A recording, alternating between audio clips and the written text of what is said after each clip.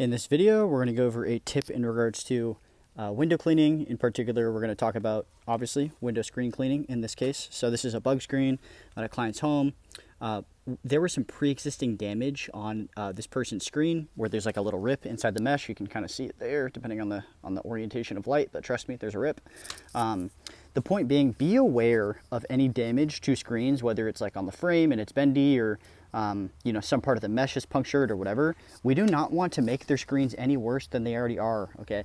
And when we put this screen through the machine and run it, clearly we're running the risk of making that rip worse. So be aware of where that rip is and try to wash around that rip, right? So it's just gonna be super difficult because I'm doing this one-handed, but you get the point. Like, try not to get the bristles on the brush, potentially ripping a larger hole than the hole that's already formed, okay?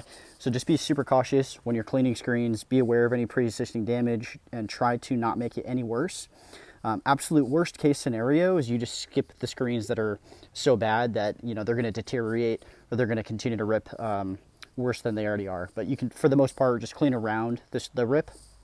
Be aware of where that rip might be, and you can typically clean the screen without making that rip any worse.